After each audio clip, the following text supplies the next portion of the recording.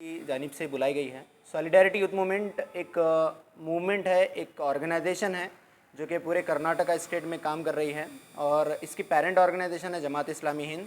और ये जो मूवमेंट है सॉलिडारिटी यूथ मूवमेंट, यूथ्स के दरमियान में उनको जॉब एम्प्लॉयमेंट अपॉर्चुनिटीज़ के लिए गाइडेंस देना, फिर उसके अलावा जो है उनके अंदर अगर कोई गलत चीज़ें ड्रग एडिक्शन वगैरह है तो उसको काउंसलिंग करके उसको ख़त्म करना, फिर उसके अलावा जो है समाज में पाए जाने वाले जो इविल्स हैं जैसे डाउरी सिस्टम है, इस तरह के जो प्रॉब्लम्स हैं उसको ख़त्म करने के लिए अलग अलग जो है इसके कैंपेन चलते रहते हैं। अभी आज की जो प्रेस मीट बुलाई गई है वो ख़ास करके हमारा जो आने वाला असेंबली इलेक्शन है 2023 कर्नाटका का, उसमें एक यूथ मैनिफेस्टो हमने स्टेट लेवल पर प्रिपेयर किया है। यूथ मैनिफेस्टो क्या है? इसमें वो सभी डिमांड्स हैं जो राइट नाउ एक यूथ सभी पॉलिटिकल पार्टीज से करेगा और ये चाहेगा कि सभी पॉलिटिकल पार्टीज इस मैनिफेस्टो को अपने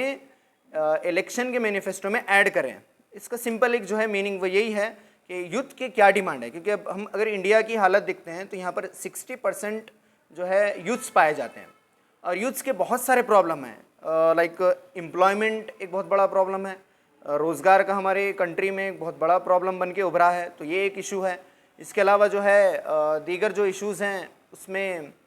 खेल कूद में नौजवानों का जो पार्टिसिपेशन है वो बहुत कम हो चुका है, जिससे उनकी हेल्थ भी ख़राब हो रही है और बहुत सारे हम केसेस देख रहे हैं कि हार्ट अटैक्स के जो यूथ के डेथ हो रहे हैं वो खेल कूद का मामला है। फिर इसके अलावा जो आर्ट एंड कल्चर में नौजवानों का जो पार्टिसिपेशन है, यूथ्स का जो पार्टिसिपेशन है वो कम होता जा रहा है। फिर इसके अलावा जो है एग्रीकल्चर जो एक फील्ड है, एक ऐसी फील्ड है जिसमें यूथ्स आ सकते हैं, यूथ्स के जो है एम्प्लॉयमेंट अपॉर्चुनिटीज़ क्रिएट हो सकते हैं, यूथ्स को जो है इंटरप्रेन्योरशिप के लिए भी प्रमोट किया जा सकता है। तो ऐसे बहुत सारे जो है जो डिमांड्स हैं यूथ ऑफ कर्नाटका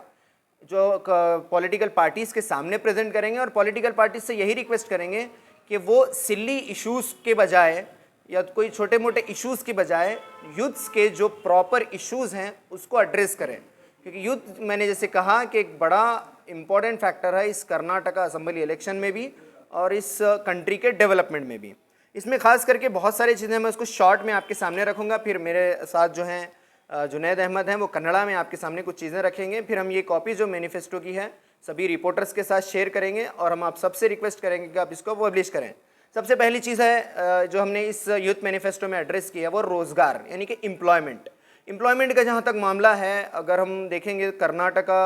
में देखते हैं तो 2.52 यानी 2 लाख से भी ज़्यादा नौकरियां गवर्नमेंट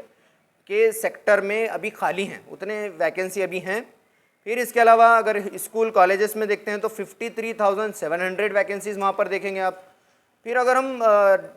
दूसरे प्राइवेट सेक्टर जॉब्स की अगर बात करते हैं तो उसमें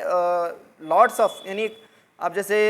मरकज सेंट्रल गवर्नमेंट और स्टेट गवर्नमेंट के अगर सेक्टर्स की अगर हम काउंट करके देखेंगे तो 62 लाख जो है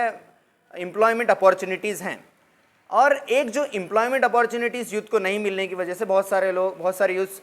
सुसाइड की तरफ भी जा रहे हैं। तो हमारी क्या डिमांड्स हैं उसको मैं शॉर्ट में आपके सामने रखूँगा। नंबर 1 पहली तो जो इसमें ये है कि गवर्नमेंट जो भी हुकूमत क्यों ना बने इस असेंबली इलेक्शन के बाद, वो यूथ्स को एम्प्लॉयड करने के लिए स्किल डेवलपमेंट सेंटर्स बनाएं, तालुका लेवल पर, डिस्ट्रिक्ट लेवल पर स्किल डेवलपमेंट सेंटर बनाएं। इसके बाद और ये हमारा ये डिमांड है कि गवर्नमेंट जो भी बने वो मंथली जॉब फेयर और ईयरली जॉब मेला अपनी